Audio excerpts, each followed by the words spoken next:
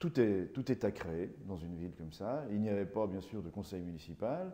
Il n'y avait pas d'habitants. Il y avait juste encore quelques fermiers par-ci, par-là, qui étaient en fait les véritables premiers résidents de Val-de-Reuil, de l'ensemble urbain. Mais effectivement, il n'y avait personne. Il y avait un chantier. Donc c'était une expérience, une aventure à tenter. Et d'ailleurs, à l'époque, on nous a appelés les pionniers du Vaudreuil.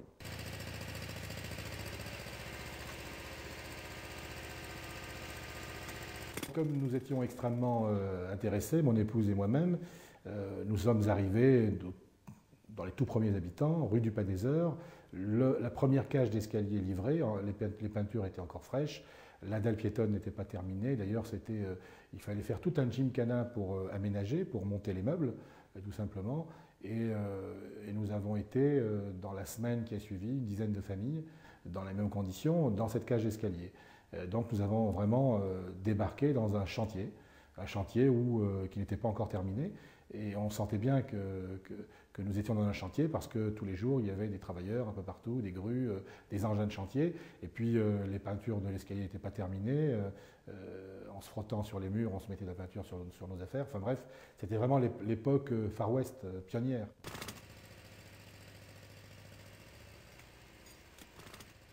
Pour les habitants extérieurs, nous étions plutôt des sauvages qui avions accepté d'habiter un peu ce chantier, en fait. On était plutôt, ils venaient là la semaine nous regarder, vivre sur nos balcons. En fait, c'était plutôt le zoo, en fait. Hein.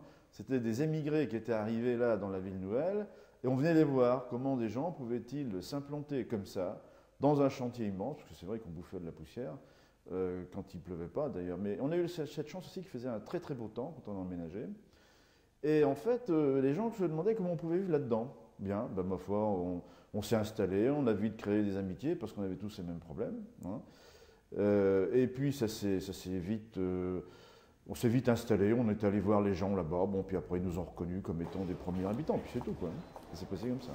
Dynamiques, ils ne tardèrent pas à se regrouper au sein d'une association de résidents où une soixantaine de locataires faisaient entendre leur point de vue face aux organismes officiels, dont le conseil de l'ensemble urbain, chargé d'assurer la gestion des affaires courantes. Les premiers habitants ont essuyé les plâtres. On nous a expliqué que le système était révolutionnaire, par exemple en matière de chauffage, tout électrique, avec des pompes à chaleur. Et puis, ce qu'on a appris, c'était la première expérience de pompe à chaleur sur des immeubles collectifs en France. Et donc, évidemment, les choses n'étaient pas tout à fait encore bien précises, la technologie n'était pas encore tout à fait au point, et on a servi un petit peu de cobaye au départ, et on a eu des tas de problèmes, par exemple, pas de chauffage pendant le premier hiver, des températures de l'ordre de 7 à 8 degrés dans les appartements, ou alors des problèmes de branchement qui avaient été mal faits, et certains habitants ont découvert des inondations en rentrant de leur travail dans la journée. Enfin bref, beaucoup de problèmes de cette nature-là, ce qui nous a incité donc à créer aussi dans cette association un côté revendicatif, défense des intérêts des habitants, et donc cette association avait vraiment plusieurs vocations. Cette terrasse couverte se prolonge sur une terrasse non accessible, recouverte de gravier, domaine insolite et presque monstrueux. D'énormes tuyauteries de la pompe à chaleur tiennent à la fois du dragon et du mille-pattes. L'idée nous est venue de la camoufler par une rangée d'arbustes. Pourquoi ne pas y aligner chaque année notre sapin de Noël? Le mille-pattes. Alors, vous avez ici, sur ce mur, la possibilité de mettre des fenêtres. C'est une ouverture sur l'extérieur, ce qui correspond toutes ces fenêtres au panneau de fenêtre qui se trouve ici. Attendez, je ne comprends pas très bien. Ça signifie que l'on peut mettre les fenêtres absolument où on veut sur ce mur. C'est ça. Par exemple, que cette fenêtre qui est là, si je veux, je peux la mettre ici. Absolument. Dans l'appartement, l'usager peut déterminer lui-même le plan intérieur de son logement. Pour faciliter cette restructuration de l'espace aux non-initiés à l'architecture, l'établissement public propose à la famille une maquette en miniature afin d'en faire des essais de plans. L'expérience, toute empreinte d'utopie post-68arde, ne fit pas long feu et le pouvoir resta bien dans les mains des aménageurs.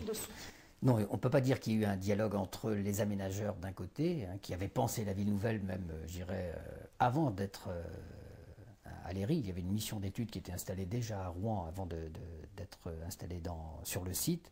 Ils ont continué à travailler sur leur idée, la conception qu'ils avaient de la ville nouvelle, pensant qu'ils étaient dans le vrai, hein, et que leurs idées, que je qualifierais facilement de 68ardes, étaient les bonnes, et que l'habitant ne pourrait que bien se trouver dans ce qu'ils leur avaient concocté comme cadre de vie, comme habitat.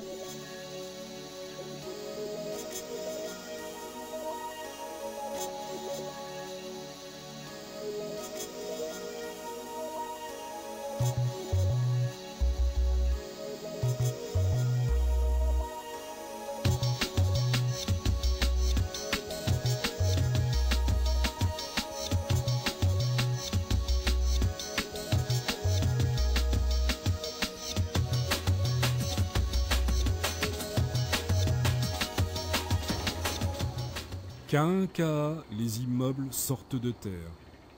Le grand projet d'urbanisme a déclenché l'appétit des promoteurs. Survient la crise qui entraîne l'encadrement du crédit, rend hésitants les industriels, empêche les ouvriers au chômage d'acheter ou de louer les premiers logements achevés. Pourtant, cocktails, séminaires, banquets se succèdent pour assurer au Vaudreuil une publicité avantageuse.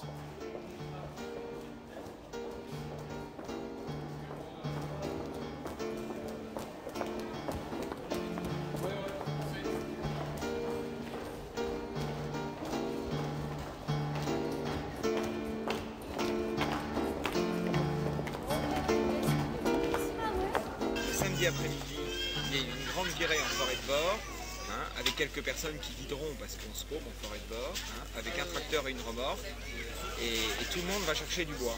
Eh ben alors le jour de la Saint-Jean, pourquoi pas? Oui, le jour du feu. Le jour du feu, non? On montrera aux résidents les accès d'ici à la forêt de bord. Oui. Je suis certain que peu de gens les connaissent. Ça peut être si, il y en a des tas qui connaissent. Ils connaissent la forêt mieux que moi. Hein. Je crains là, quand on parle tous les deux, qu'on ait tendance à téléguider un peu la chose.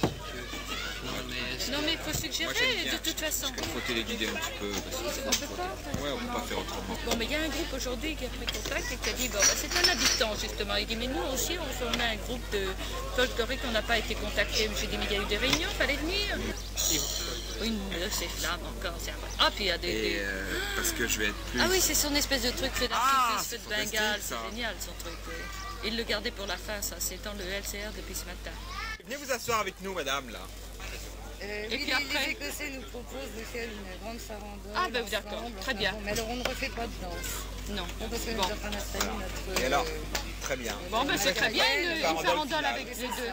Une farandole finale avec un enfoir. Oui. Monsieur Nguyen, architecte de la ville nouvelle, avez-vous imaginé un moment que cette rue pouvait prendre cette forme de vie? En fait, il est certain qu'au démarrage de l'opération, on n'imaginait pas pouvoir accueillir une population aussi forte pour un caractère de fête aussi animé. Quoi qu'il en soit, le réseau des rues piétonnes au Vaudreuil a effectivement été pensé dans le sens d'une grande animation.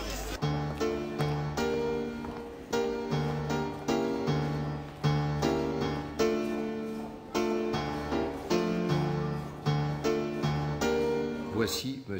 Gallet, accompagné du préfet, M. Brachard. M. Gallet, salué par les personnalités de la région et du département, va gagner l'entrée du centre éducatif et culturel.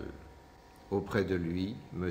Héon, président du Conseil général, M. Chetteville, président de l'ensemble urbain, qui, ensemble, vont procéder, bien sûr, à une inauguration. Mais cette inauguration, c'est la première rue piétonne de la ville nouvelle. Un interview. Et vous venez d'où? Nous venons d'Alsace. D'Alsace? Oui. Et alors, c'était parce que vous êtes en froid là-bas? Non, parce que mon mari travaille. Il travaille où? Ici.